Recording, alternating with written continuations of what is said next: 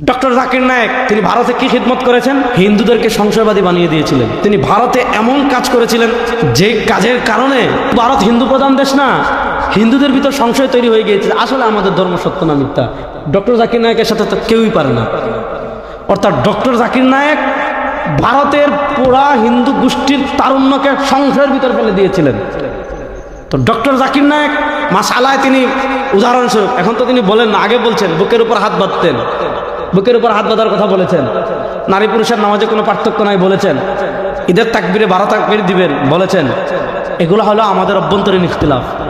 ভাই নামাজে বুকের উপর হাত বাঁধলেও নামাজ হবে, নাভির উপরেও হাত বাঁধলে নামাজ হবে, নাভির নিচে হাত বাঁধলে নামাজ হবে, হাত না বাঁধলেও নামাজ হবে। হাত না বাঁধলেও কি হবে? আমিন জুড়ে বললেও নামাজ হবে, আসতে বললেও নামাজ হবে, না বললেও নামাজ হবে। এটা হলো আমাদের অভ্যন্তরীণ ইখতিলাফ, সুন্নাহর ভিন্নতার ইখতিলাফ। কিন্তু ডক্টর জাকির নায়েক তিনি ভারতে যখন ছিলেন তিনি ছিলেন উম্মার প্রতিনিধি। তিনি উম্মার প্রশ্নে হিন্দুত্ববাদ, ইহুদিবাদ, খ্রিস্টবাদ এগুলোর মোকাবেলা করেছেন। এজন্য তিনি যখন উম্মার তর্জমানি করেছেন, ভারত তখন যখন তাকে বের করে দিয়েছে, আমরা সবাই তাকে সাপোর্ট করেছি।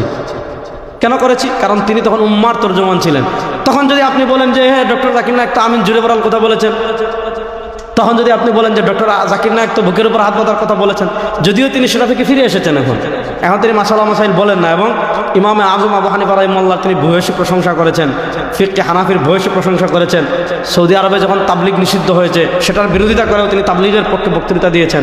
এবং ইসলামী অর্থনীতির ক্ষেত্রে তিনি শেখুল ইসলাম জাস্টিস তাকি উসমানী হাফিজুল্লাহকে ফলো করেন, সেটারও তিনি বক্তৃতা দিয়েছেন। আল্লাহ এই মাজলুম দায়ীকে দীর্ঘ নেক কর্মমুখর হায়াত দান করেন।